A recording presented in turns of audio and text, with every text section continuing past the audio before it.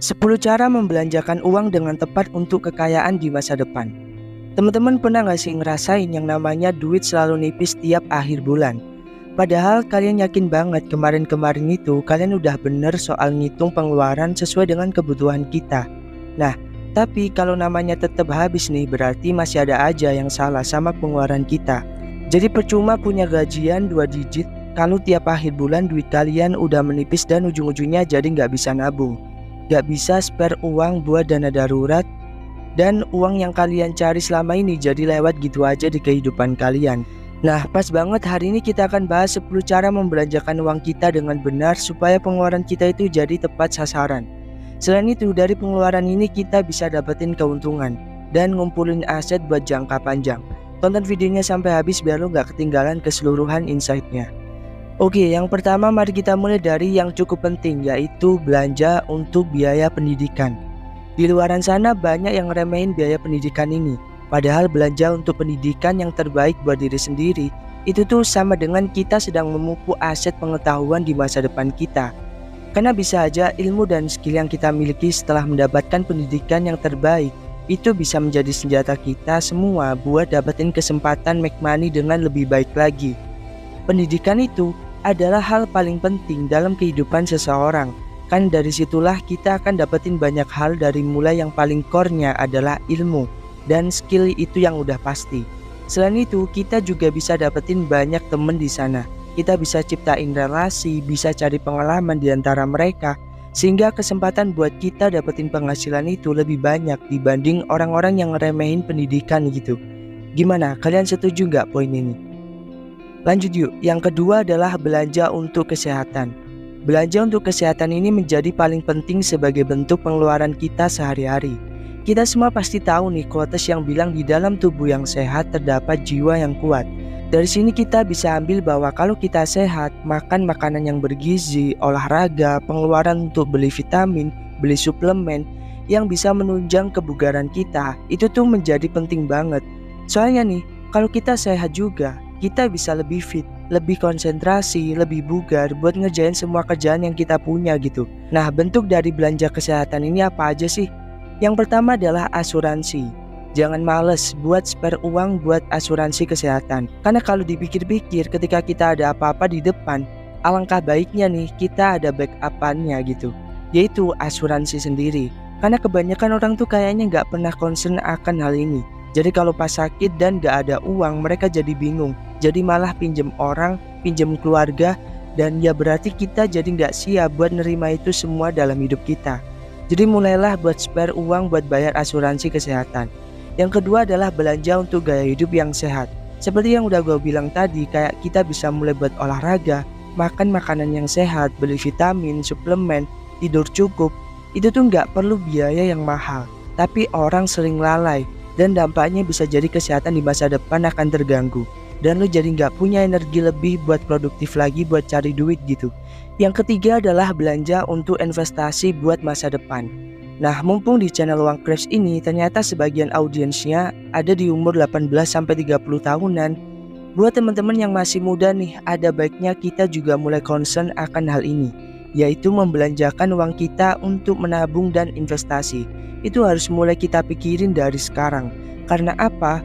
Menurut laporan distribusi rekening simpanan LPS Juni 2023, ada sebanyak 514,25 juta atau sekitar 90,7% rekening seluruh masyarakat Indonesia itu ternyata saldonya itu di bawah 100 juta rupiah.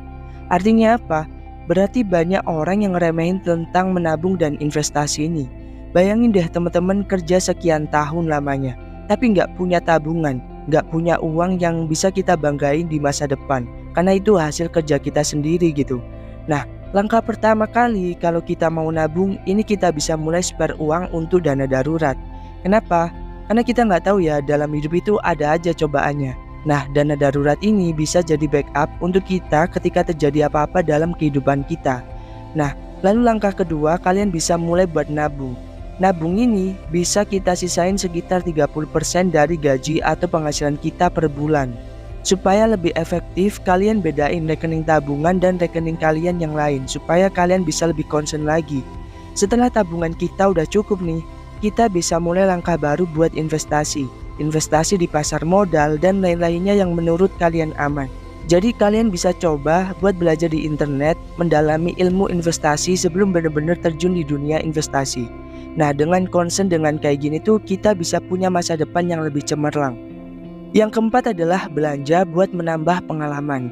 Membelanjakan pengalaman yang dimaksud di sini adalah mumpung kita masih muda nih teman-teman, jangan pernah ragu buat ngeluarin duit ke hal-hal yang kalian suka.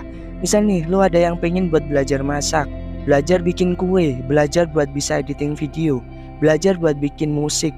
Nah, semua hal kayak tadi tuh sama pentingnya dengan pendidikan. Cuman kalau ini lebih ke sesuai dengan minat kita, dan kita cari hal-hal ini di luar dari lingkungan pendidikan pastinya. Benefit yang bisa kita terima juga hampir sama. Selain kita bisa nambah relasi karena pasti dapat temen di lingkungan itu, kita bisa nambah skill dan nambah peluang kita buat dapetin income di luar pekerjaan kita.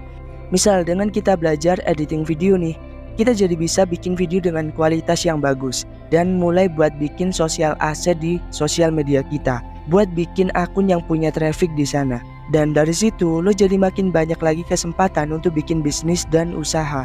Kayak sekarang banyak banget orang yang udah kerja tapi juga nambah income dengan bersosial media jadi affiliate marketing, bikin video dan jualin produk-produk di TikTok dan dapetin uang dari sana. Itulah contoh bukti nyata yang bisa kita jadikan referensi bahwa penting banget buat kita nambah pengalaman dan jangan ragu buat belanjain uang kita ke ranah ini. Yang kelima ini kita akan bahas belanja kebutuhan versus belanja keinginan. Nah, dari sini kita udah ngerti bahwa belanja yang paling benar itu adalah belanja sesuai dengan kebutuhan. Nah, tapi seringkali kita masih sering kesusahan buat bedain yang mana sih yang sesuai kebutuhan dan yang mana sih yang sesuai dengan keinginan.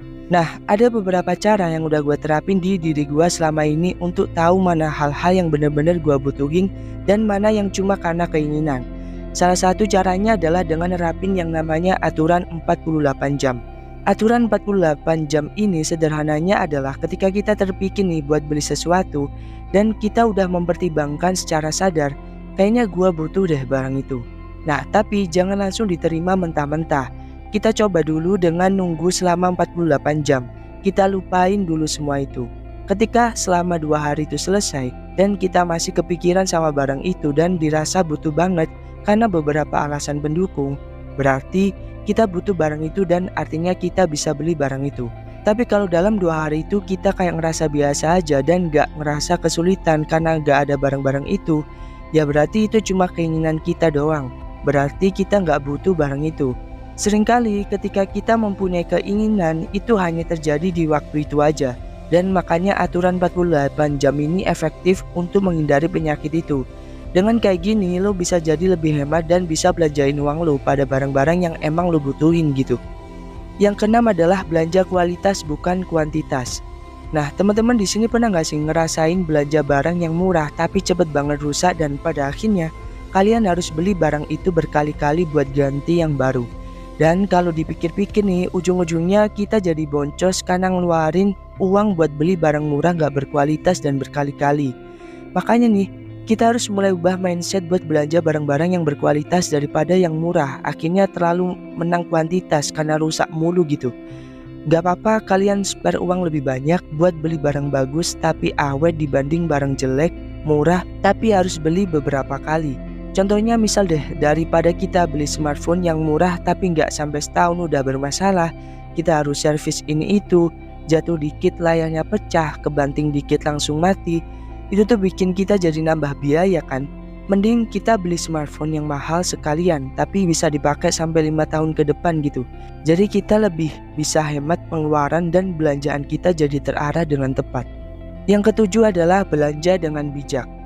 Di era modern dengan kemajuan teknologi zaman sekarang bikin kita bisa gampang datengin barang apapun lewat smartphone kita. Pencet-pencet, bayar, tinggal tunggu beberapa hari, Pak Kurir datang dan barang sampai ke rumah. Tapi ironinya nih, dengan punya kebiasaan kayak gini tuh kita jadi nggak bijak buat belanjain uang-uang kita. Kita pasti pernah tergiur dengan barang-barang promo di marketplace yang bikin kita gatel banget jarinya buat beli barang itu. Tapi justru dengan kayak gitu kita tuh sebenarnya jadi kurang bijak menyikapi kemajuan ini dan menyikapi keuangan yang kita miliki sekarang. Alangkah baiknya kita tetap mikirin seberapa fungsionalnya barang itu dalam kehidupan sehari-hari. Apakah worth it? Apakah butuh? Apakah kepake? Seberapa sering kita pakai barang itu? Karena kalau ujung-ujungnya cuma beli gara-gara promo tapi sebenarnya kita nggak butuh, juga buat apa gitu. Kita cuma nambahin sampah yang seolah-olah berharga ke dalam rumah kita. Kita juga nggak bijak terhadap nurutin kebutuhan atau keinginan kita. Pada akhirnya jadi hambur-hamburan uang kan. Nah, sikap yang seharusnya yang kita lakuin adalah meskipun barang promo, meskipun barang diskon, coba dipikir-pikir lagi apakah butuh, apakah kepake, apakah kita akan ngerasa ada manfaat dari barang itu. Dengan kayak gitu, kita jadi punya pengeluaran yang lebih tepat sasaran lagi. Yang kedelapan adalah belanja untuk ilmu, skill, dan karir. Ada nggak di sini yang lo masih berpikir buat apa sih baca buku, buat apa sih ikut seminar, buat apa sih ikutan kursus, dan kegiatan-kegiatan lainnya yang sebenarnya adalah suatu tools untuk meningkatkan skill kita. Menurut Warren Buffett, salah satu investor terkaya di dunia, dia bilang salah satu investasi terbaik yang bisa kita lakuin dan gak bisa dirampas oleh orang lain adalah meningkatkan skill, meningkatkan ilmu, meningkatkan kemahiran kita dalam mengerjakan sesuatu. Lagian di zaman yang sangat modern ini banyak sekali cara buat meningkatkan soft skill di luar dari kegiatan kuliah atau sekolah. Banyak sekali referensi atau berbagai macam pilihan skill yang bisa kita pilih buat survive di kehidupan kita sesuai dengan realita. Nah, selain itu, apa aja sih sebenarnya yang paling mahal di dunia ini? Jawabannya adalah ketidaktahuan. Contoh, kita lagi mau bayar buat gambar desain rumah kita yang akan kita bangun. Harganya bisa sampai 2 jutaan sekali gambar. Kenapa? Karena kita nggak paham dan kita nggak tahu cara gambar, makanya beli jasa orang lain. Dari sini bisa kita lihat kan bahwa biaya ketidaktahuan itu mahal. Nah, dari sini betapa pentingnya mempunyai skill, mempunyai value, mempunyai keterampilan dalam hidup buat dapetin uang yang lebih dari orang-orang yang mempunyai skill rata-rata. Dan itu semua butuh yang namanya pengeluaran. Dan semakin banyak uang yang lo habiskan untuk pengeluaran ilmu ini, maka semakin banyak pemahaman dan peningkatan skill yang akan lo punya. Maka semakin mahal juga orang-orang akan membayar jasa atau skill yang lo punya. Dan selamat lo akan mengeluarkan uang terbaik lo untuk diri lo sendiri. Skill berkembang, ilmu berkembang, dan lo akan menjadi master di dalamnya. Yang ke-9 adalah belanja untuk orang tua.